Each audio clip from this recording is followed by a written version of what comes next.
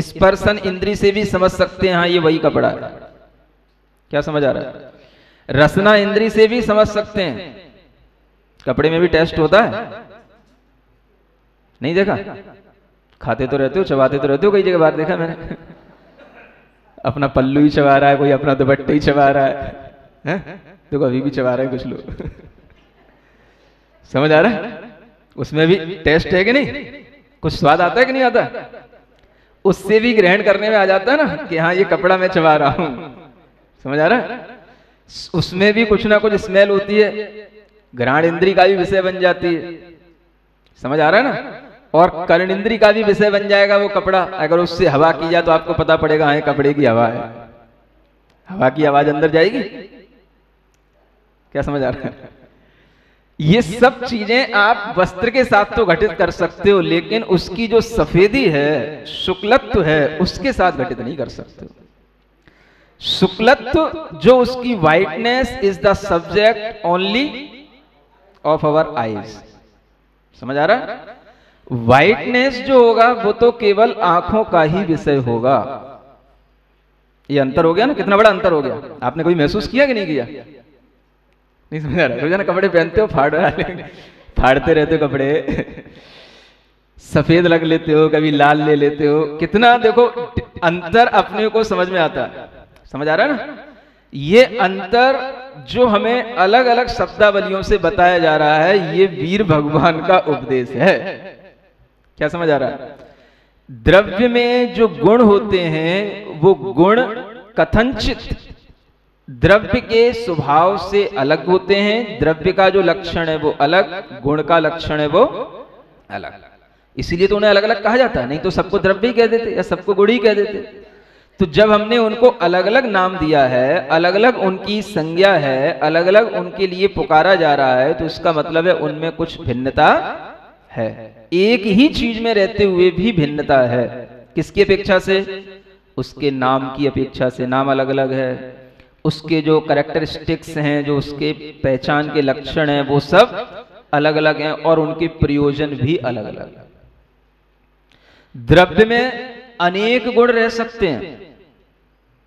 क्या सुन रहे हो? द्रव्य में रहते ही हैं, द्रव्य में अनंत गुण रहते हैं, अनेक गुण रहते हैं, लेकिन गुण में कोई गुण नहीं रहता है। गुण अपना अलग ही रहेगा।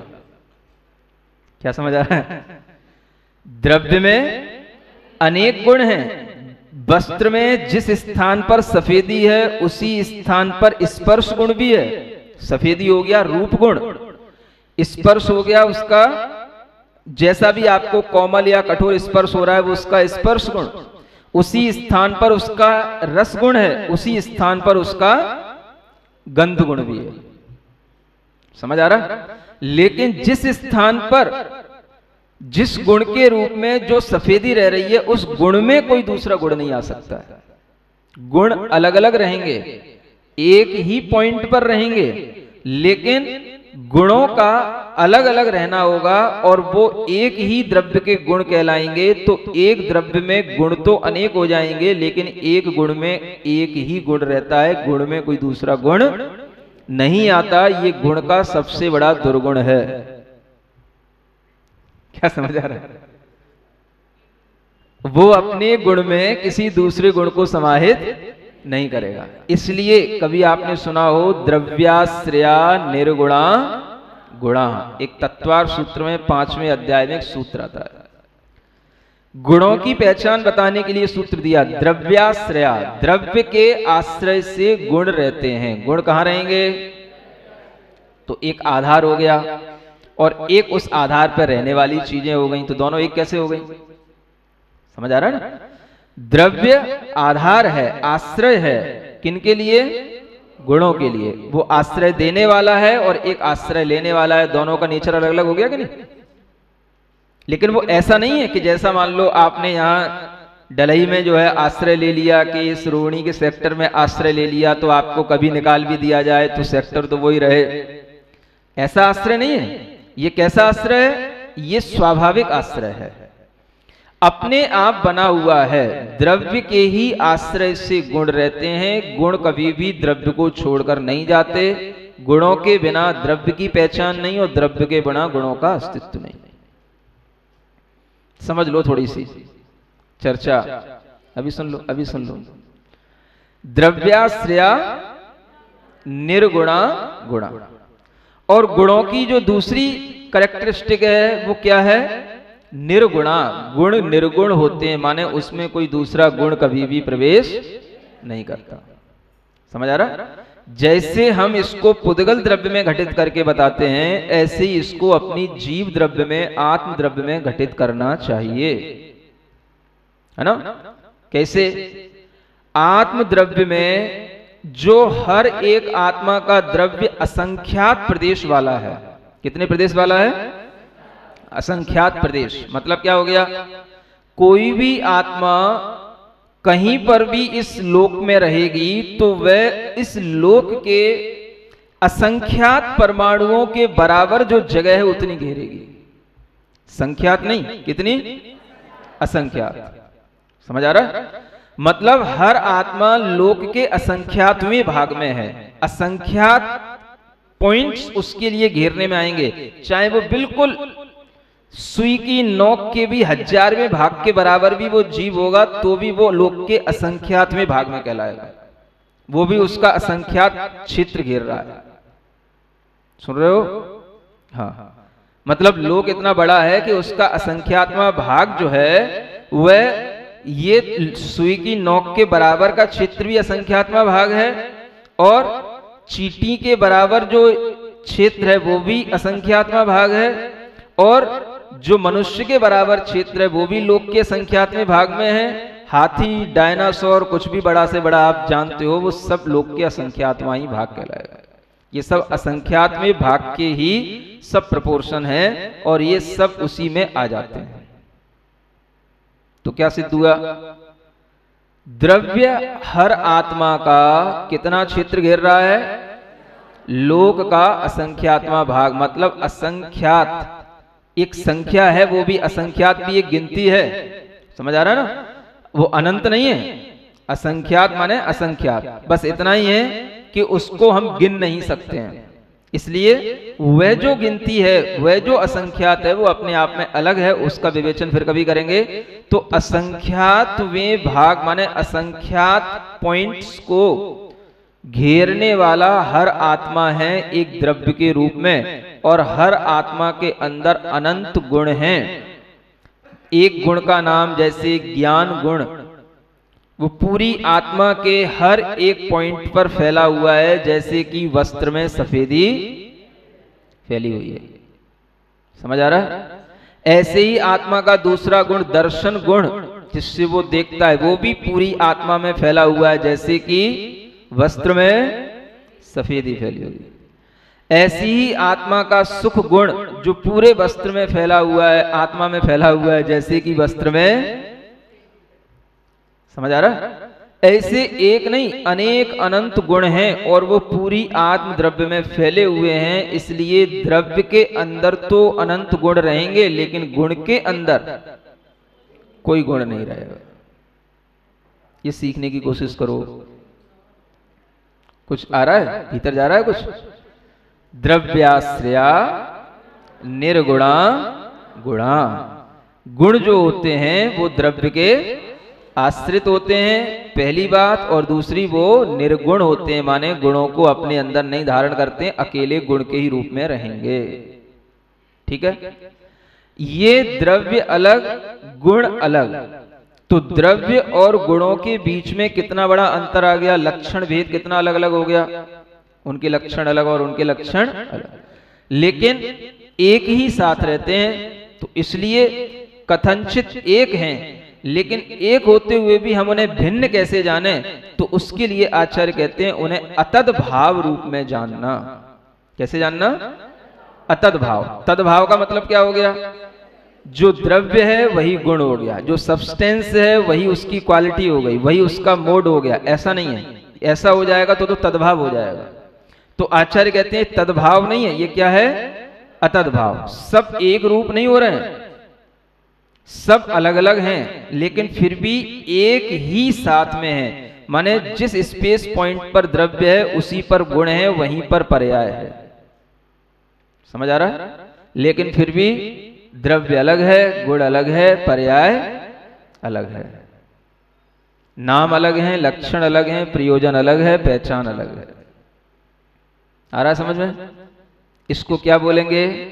इसको कहेंगे अन्यत्व रूप डिफरेंस, मतलब डिफरेंस ऑफ आइडेंटिटी। ये किसकी डिफरेंस हो गया? अतद भाव रूप डिफरेंस ऑफ आइडेंटिटी, माने उनकी अपनी अपनी आइडेंटिटी की डिफरेंस है ये। और दो आत्माएं एक ही स्थान पर भी रहेंगी तो भी वो दो आत्म द्रव्य अलग अलग कहलाएंगे और वो दोनों सेपरेट सेपरेट कहलाएंगे, तो वो कहलाएगा डिफरेंस ऑफ सेपरेटनेस। समझ आ रहा है? दोनों में अंतर, एक पृथकत्व में और एक अन्यत्व में।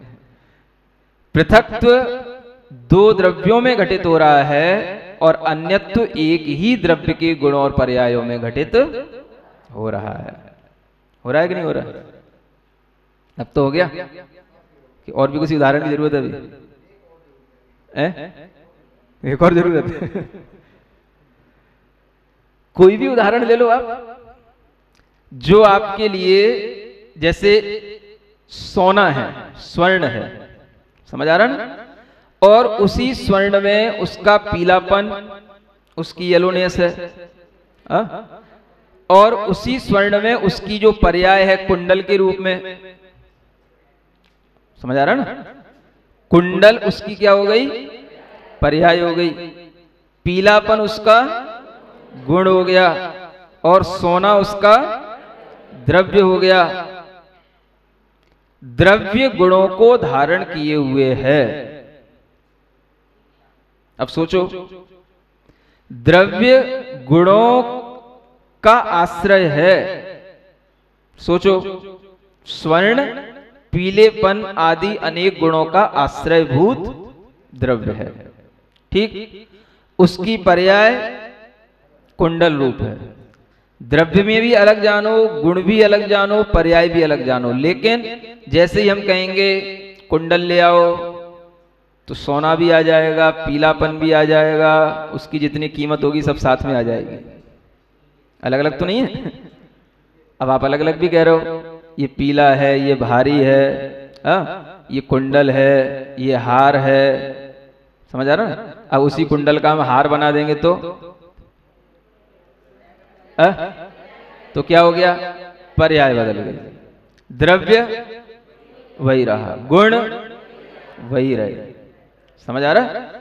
द्रव्य कभी भी गुणों के साथ अलग नहीं है, लेकिन द्रव्य और गुण को भी हम भिन्न भिन्न जाने, इसलिए यहां कहा जा रहा है अतद भाव है। द्रव्य में, गुणों में, पर्यायों में क्या है?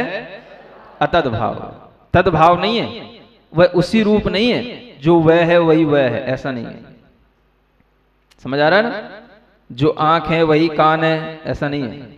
आंख का काम अलग है और कान का काम अलग है। लेकिन जब हम एक शरीर को बुलाएंगे, एक शरीर आएगा तो उसमें आंख भी आ जाएगी, कान भी आ जाएगा। समझ आ गया? आ जाएगा और धीरे धीरे। इतना कठिन तो कुछ नहीं है, शब्दावली है। ये भाव बताने के लिए जो कल नहीं बता पाए थे, उसी को जो है इसलिए यहां बताना जरूरी है, क्योंकि हम जब कोई ग्रंथ पढ़ रहे हैं तो उसका पूरा मर्म भी हमें आना चाहिए।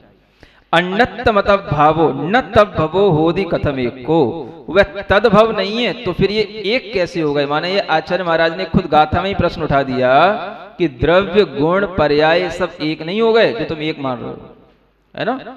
तो वो क्यों बता रहे हैं? अभी तक चर्चा चल रही थी सत की, चल रही थी ना, भूल गए? किसकी चर्चा चल रही थी? सत सत सत। हर द्रव्य में क्या है? सत है। सत माने सत्ता गुण है, हर द्रव्य का एग्जिस्टेंस है, तो सत्ता भी उसका एक गुण है। समझ आ रहा है ना? और वो गुण किस रूप में है? तो आप ये नहीं समझ लेना कि जो सत्ता है वही द्रव्य है, जो द्रव्य है वही सत्ता है। रहेंगी तो दोनों चीजें एक साथ, जहां द्रव्य आएगा वहां सत्ता आ जाएगी, जहां सत्ता आएगी वहां द्रव्य होगा, क्योंकि द्रव्य बिना सत्ता के नहीं होता, और सत्ता किसी भी चीज की है तो वो द्रव्य रूप जरूर होगा ही। सद्द्रव्यस्य लक्षणम, सुन रहे हो? ये सब तत्वार सूत्र के सूत्र यहां पढ़ने में अच्छे काम आ रहे हैं। द्रव्य का लक्षण क्या है? सत है। माने द्रव्य की पहचान किससे होती है? सत से होती है। तो ये नहीं समझ लेना कि जो सत है वही द्रव्य है और जो द्रव्य है वही सत है। समझ आ रहा है? अंतर किसमें है? तो उनके नाम में है, उनकी पहचान में है। एक द्रव्य है, एक गुण है, ये उनमें अंतर है। लेकिन ऐसा अंतर नहीं समझ लेना कि जैसा एक द्रव्य ये रखा है और दूसरा द्रव्य ये रखा है, इन दोनों द्रव्यों में जैसे पृथक रूप अंतर है वैसा अंतर नहीं समझ लेना। अलग अलग कहते हुए भी कैसे अलग अलग हैं ये विचार बनाए रखना। जैसे आपके शरीर के अंग अलग अलग हैं, फिर भी कैसे अलग हैं? जैसे दो टमाटर अलग अलग रखे ऐसे ऐसे तो नहीं है ना। अपने ही शरीर के अंग किस रूप में अलग हैं? अन्यत रूप में। और अपने से दूसरा शरीर जो अलग है वो किस रूप में है? पृथक रूप में। बस ये इसलिए बताने की जरूरत पड़ गई कि सत सत सत सत कहते कहते आप ये नहीं समझ लेना कि सत ही द्रव्य हो गया और द्रव्य ही सत हो गया। इतनी गहरी बारीकियां केवल ज्ञानी के अलावा और कोई ना जान सकता ना कोई बता सकता। समझ आ रहा है ना आपको? हाँ, इसलिए कहा गया है वीर भगवान का शासन है। समझ आ रहा है ना? ये बातें आपको कहीं नहीं मिलेंगी। क्यों नहीं मिलेंगी? क्योंकि केवल ज्ञानी कोई होता ही नहीं। अब किसी से कहो कि केवल ज्ञानी वही कैसे हैं, कैसे पहचान हो गई कि आपके तीर्थंकर केवल ज्ञानी और आप दूसरों को मना कर देते हो और कोई केवल ज्ञानी नहीं है और कोई सर्वज्ञ नहीं है, अपने ही तीर्थंकर को सर्वज्ञ मान लेते हो आप? हमें बताओ तो, सर्वज्ञ है यदि कोई तो सर्वज्ञता की कुछ बातें तो बताओ कि जिसके ज्ञान में कौन सी ऐसी चीजें आ रही हैं जिसको देख करके जान करके हम ये अनुमान लगा लें कि हाँ ये सर्वज्ञता की चीजें हैं। बता दो आप। कोई भी, कितने भी संप्रदाय वाले हो, कोई भी दर्शन हो, कोई भी मत हो, ऐसी कौन सी चीजें हैं जिससे उसकी सर्वज्ञता का अनुमान लगाया जा सके? ये चीजें हैं जिससे सर्वज्ञता का अनुमान लगता है। ये वो शब्दावलियां हैं, ये वो तत्व ज्ञान है जिससे सर्वज्ञता का अनुमान लगता है। बताओ, नहीं तो कौन देखने वाला है? सत कहां होता है, सत गुण होता है कि द्रव्य होता है, कौन जानता है? हम कितने कपड़े पहनते रहते हैं, कितने शरीर पहन लेते हैं और कितने शरीर जल चुके, मर चुके, और कितने कपड़े फट चुके, कट चुके, लेकिन कभी द्रव्य और गुण और कभी पर्याय के रूप में कुछ समझ आया? नहीं समझ। कैसे पता? होने को तो सब कुछ हो रहा है, लेकिन ये सब किसके आश्रित हो रहा है? ये वस्तु की क्या व्यवस्था है? ये सारी की सारी बारीकियां, गहराइयां जो केवल ज्ञान में देखने में आती हैं वह हमें इस तरह से बताई गई हैं। इससे सर्वज्ञता की पहचान होती है। समझ आ रहा ना? इतनी सी बात को बताने के लिए ही ये शब्द आया। शासन ये वीर भगवान का है, दूसरी जगह ये बातें नहीं मिलेंगी। दूसरी जगह तो सब जानते हैं हाँ ये अलग है, ये अलग है, लेकिन अलग अलग भी किस तरीके का अलग है आप बता दो कहीं पर भी इतनी बारीकियों से कोई?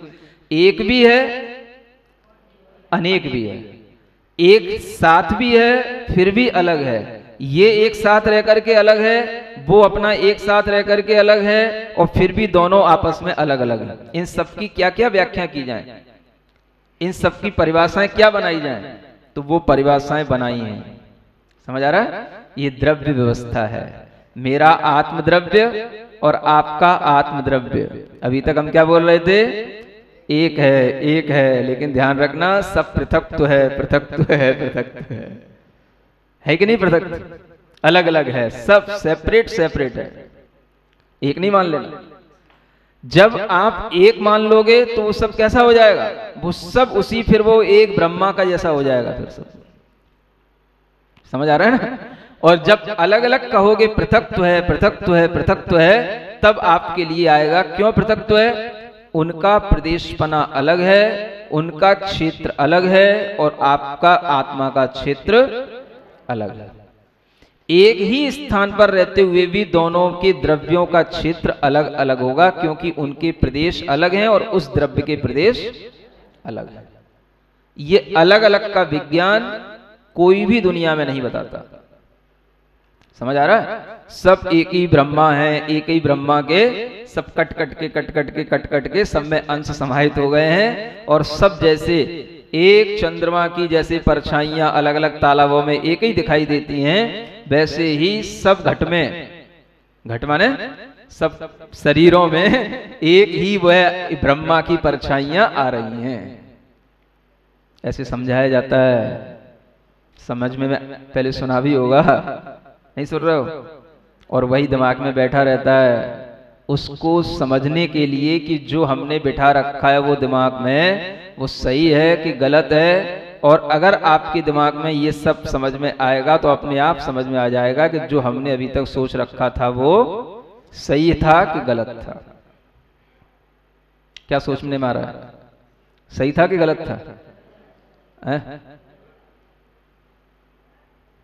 यही अपने आप में सबसे बड़ा द्रव्य व्यवस्था का ज्ञान है, तत्व का ज्ञान है। इसी को हमने कहा था कि सबसे पहले द्रव्य पर विश्वास करो। द्रव्य गुण पर्यायों को जानने से सम्यक दर्शन होता है। तो कैसे होगा? ऐसे द्रव्य गुण पर्यायों को जानने से होगा। सत सत कहते हुए उस ब्रह्म के अंश की तरह सबको एक मत मान लेना। ये सब भिन्न भिन्न हैं, लेकिन एक में भी अलग अलग गुण हैं, अनेक गुण हैं, और वो सब अपना अस्तित्व, अपना अपना स्वभाव से अलग अलग बनाए हुए हैं। एक गुण भी कोई द्रव्य से अलग नहीं कर सकता है, नष्ट नहीं कर सकता है। क्या समझ आ रहा है? कभी आत्मा के अंदर से ज्ञान निकाल दिया जाए, मान लो असंख्यात प्रदेशी आत्मा है, एक पॉइंट से बस ज्ञान अलग कर दिया जाए, पॉसिबल है? ये बिठा लो दिमाग में, तभी आपको आत्मा का ध्यान करते हुए कुछ आत्मा समझ में आएगी, नहीं तो कुछ समझ नहीं आएगा। क्या समझ आ रहा है? चेतना, आत्मा कहते हुए हमें ऐसा तो लगे कि मेरा आत्म द्रव्य, द्रव्य माने एक अलग पदार्थ है जो हमें आंख बंद करके भीतर से महसूस होता है। उस एक अलग पदार्थ को हम पहले पदार्थ के रूप में जान लेंगे, तब आंख बंद करोगे तो आपको फिर पूरी चेतना, पूरा पदार्थ, आत्म द्रव्य आपको शरीर के अंदर महसूस होगा। किससे भरा हुआ? ज्ञान शक्ति से, दर्शन शक्ति से, सुख से, अस्तित्व से, वस्तुत्व से, अनेक अनंत गुणों से भरा हुआ वह आत्म द्रव्य। तो उसी की पहचान करने के लिए यहां ये शब्द डालना पड़ा। ऐसा नहीं समझना कि गाथा पूरी नहीं हो रही थी तो लिख दिया सासणम ही वीरस्य। कई बार ऐसा भी कह देते हैं लोग, गाथा पूर्ति करने के लिए ऐसे शब्द डाल दिए जाते हैं। ये गाथा पूर्ति नहीं है, ये बताने के लिए कि ये वीर भगवान के शासन में ही ये चीजें हैं, ये ज्ञान है इतना बारीकी का, अन्यत्र कहीं पर भी आपको ये ज्ञान मिलने वाला नहीं है। सबके पास जितना ज्ञान मिलेगा बस वो उतना ही मिलेगा। मनुष्य है, बहुत बहुत दुनिया में पशु हैं, समझ आ रहा है ना? जैसे कर्म करोगे वैसा फल मिलेगा। इसलिए दया भाव रखो, क्षमा भाव रखो और मानवता के अनुसार जियो। इसके अलावा कहीं पर कोई भी दूसरे धर्म में आप देख लो कोई और दूसरी थ्योरी हो, सब बस इतनी थ्योरी हो सबके पास। द्रव्य गुण पर्याय तो कुछ है ही नहीं। आत्मा परमात्मा तीन लोक की कोई व्यवस्था है, कुछ भी नहीं कहीं। समझ आ रहा ना? और फिर भी लोग पूछते हैं आप अपने भगवान को तीर्थंकर कहते हो, सबको क्यों नहीं कहते हो? सबको तीर्थंकर क्यों नहीं मानते हो? तुम्हारे पास बुद्धि तो हो कि हम क्यों नहीं मानते और तुम क्यों मान रहे हो? हाँ? तुम्हारे पास तो बुद्धि की शून्यता है, तुम्हारे पास तो बुद्धि ही नहीं इतनी परख करने की या जानने की कि हम क्यों नहीं मान रहे हैं। हाँ? और जब बुद्धि है तो आप अपनी बुद्धि से फिर उसको परखो, देखो। सर्वज्ञता की भी पहचान करने के तरीके हैं कि नहीं? तो ये वो तरीके हैं जो आपको बता रहा हूं। समझ आ रहा है ना? इसलिए सब भगवान एक जैसे, सब मंदिर एक जैसे, सब तीर्थंकर एक जैसे। समझ आ रहा है ना? मतलब तीर्थंकरों से मतलब सबने अपने अपने तीर्थंकर मान रखे हैं, सब तीर्थ एक जैसे। अलग अलग क्यों करना? अरे जब तुम्हारे पास बुद्धि हो जब तो तुम समझोगे कि क्या तीर्थ होते हैं और क्या तीर्थंकर होते हैं, क्या भगवान होते हैं और क्या तमाशे होते हैं। ये सब चीजें जब तक आप खुद नहीं समझोगे तब तक आप ना दूसरों को समझा पाओगे और ना आपके अंदर खुद दृढ़ विश्वास किसी भी चीज का आ पाएगा। है ना। तो वही समझने के लिए इस गाथा को पुनः ढंग से समझने की चीज है और याद करने का भी ध्यान रखने का है। आगे इसी बात को और विस्तारित किया जा रहा है। देखो क्या कहते हैं, अब उसी तद्भाव को अतद्भाव को और बताने के लिए आगे कहते हैं, सद्दव्वम सच्च गुणो सच्चेवय पज्जयोति वित्थारो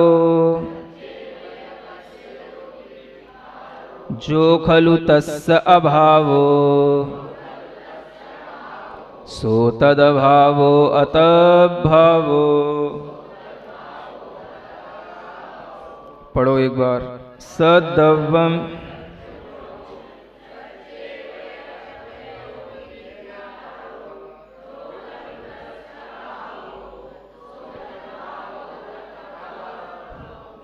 अब इसमें और उसी चीज को स्पष्ट किया गया है। समझ आ रहा है? क्या लिखते हैं, सद्दव्वम, सत सत सत क्या है, सत द्रव्य है, क्योंकि द्रव्य का अस्तित्व होता है कि नहीं होता है, तो द्रव्य कैसा है, सत है।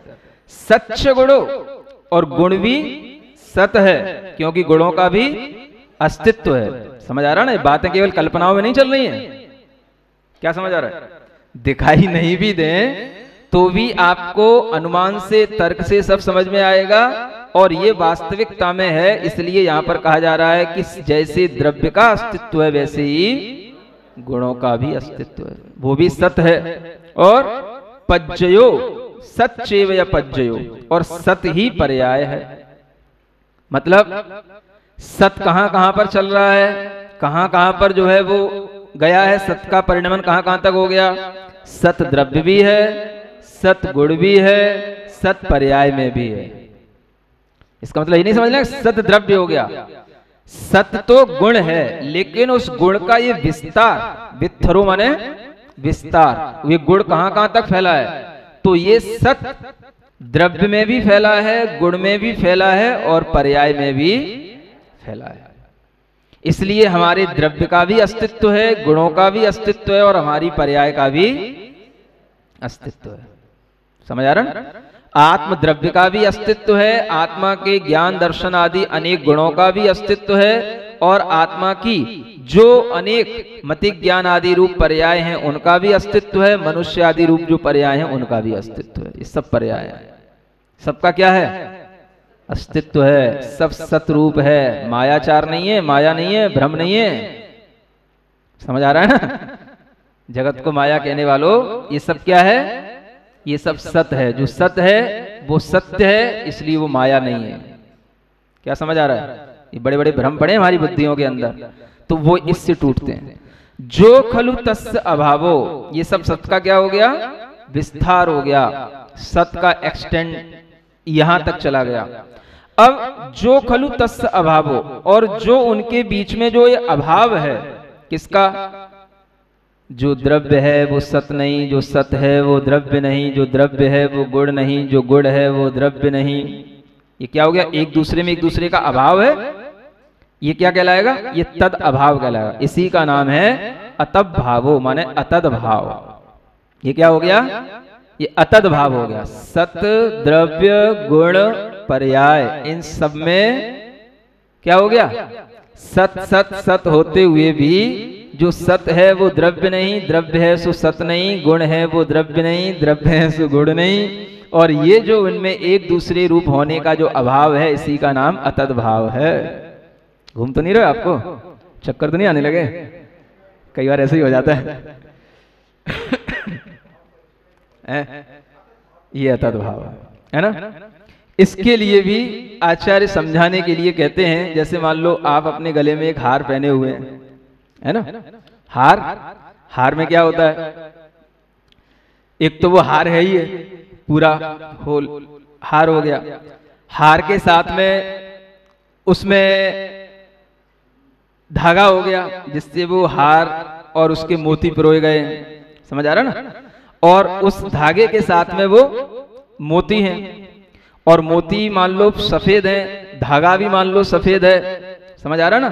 तो पूरा का पूरा वह एक सफेद हार हो गया, है ना। अब उस सफेद हार में क्या देखो, एक तो सफेद हार रूप पहले एक ये द्रव्य हो गया, अब उसी में जो डोरी है वो उसका गुण हो गया। गुण मतलब जो हमेशा पूरे द्रव्य के साथ रहेंगे, और एक एक जो मोती है वो उसकी पर्याय हो गई। समझ आ रहा है? अब हमने कहा जो हार द्रव्य है, समझ आ रहा है, वही सतरूप है। जो उस हार में सफेदी गुण है, शुक्लत्व है, वह भी सतरूप है। और जो उस हार की मोती रूप पर्याय है वह भी सतरूप है। समझ आ रहा ना? ये तो सत के साथ हो गया। अब इसी को हम देखो शुक्लत्व के साथ घटित करें, क्या समझ आ रहा है? जो सफेदी है वही हार द्रव्य है, वही डोर है, और वही उसकी पर्याय मोती है। जो सफेदी है वह सफेदी ही हार है, बोलते हो ना सफेद हार है, सफेदी ही उसके गुण हो गए और सफेदी ही उसकी पर्याय रूप मोती हो गए। समझ आ रहा है ना? फिर हमने कहा जो सफेदी है वो हार नहीं है, जो सफेदी है वह डोर नहीं है। क्या समझ आ रहा है? क्योंकि सफेदी कहीं और भी है। क्या समझ आ रहा है? और जो मोती है वही सफेदी नहीं है, क्योंकि सफेदी मोती के अलावा भी कहीं और भी है। तो क्या हो गया? सब अलग अलग हो गए। पहले क्या बोला था? सब एक हो रहे थे, बाद में सब घूम तो नहीं गए। इसी का नाम अनेकांत दर्शन है। समझ आ रहा है ना? जिस चीज में हम एक पने का भाव लाते हैं वह किस अपेक्षा से? पूरा का पूरा द्रव्य एक अपने आप में एक आधारभूत है, इसलिए वो एक है ना? भाई सफेद हार ले आना, तो वो सफेद मोतियों वाला, सफेद डोरे में पोए वाला वो हार लेकर के आएगा। सफेद हार, सफेदी कहने से पूरा हार आ गया कि नहीं? द्रव्य भी आ गए, गुण भी आ गए, पर्याय भी आ गए। क्या समझ आ रहा है ना? और फिर उससे कहा कि जो सफेद है वही मोती नहीं है, जो सफेद है वही उसका केवल मात्र गुण नहीं है, और भी गुण है उसमें। समझ आ रहा है? वही द्रव्य नहीं है, द्रव्य और भी हैं। तो ये जो सफेदी के साथ उसकी भिन्नता हो गई, यही उसका अतद भाव बताने वाला भाव हो गया। जब हमारे अंदर ये ज्ञान आ जाता है कि गुण का परिणमन अलग है, द्रव्य का अलग है, पर्यायें अलग स्वभाव वाली हैं, तो हमारे लिए ये द्रव्य गुण पर्याय ये सब अलग अलग समझ में आने लग जाते हैं। लेकिन रहेंगे सब एक ही द्रव्य के आश्रित। समझ आ रहा है? आज का प्रवचन, आज का व्याख्यान थोड़ा कठिन तो हुआ है? बहुत कठिन हो गया, लेकिन समझने योग्य तो है?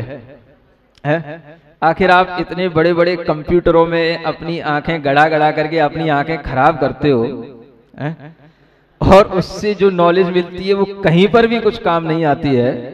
अगर थोड़ा सा भी अपने दिमाग में ताकत लगा करके, थोड़ा सा ज्यादा बादाम खा करके भी अगर आपको थोड़ा सा दिमाग की याददाश्त बढ़ानी पड़े तो बढ़ा लेना चाहिए, लेकिन ये ज्ञान भी सीखना तो चाहिए।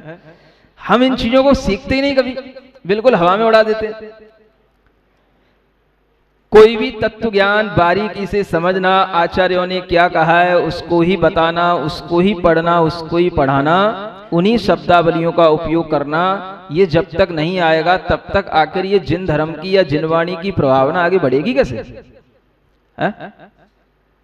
कि बस वही कहानी के समय उलझे रहोगे तुम लोग।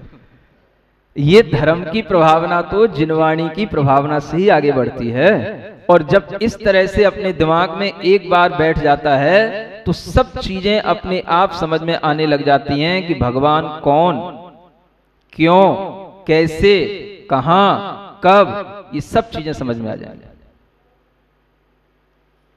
अब आत्मद्रव्य ही है, आत्मद्रव्य ही, उसी को हमने जब उस आत्म द्रव्य के गुणों का परिणमन इस रूप में करा लिया कि वह आत्मा के अंदर का जो ज्ञान गुण है, समझ आ रहा है ना, कोई नया गुण नहीं आ गया, आत्मा के अंदर का जो ज्ञान गुण है अभी किस रूप में है, अभी मतिक ज्ञान की पर्याय है, श्रुत ज्ञान की पर्याय है, ये उस ज्ञान गुण की पर्याय हैं, समझ आ रहा है ना, जो मतिक ज्ञान श्रुत ज्ञान के रूप में।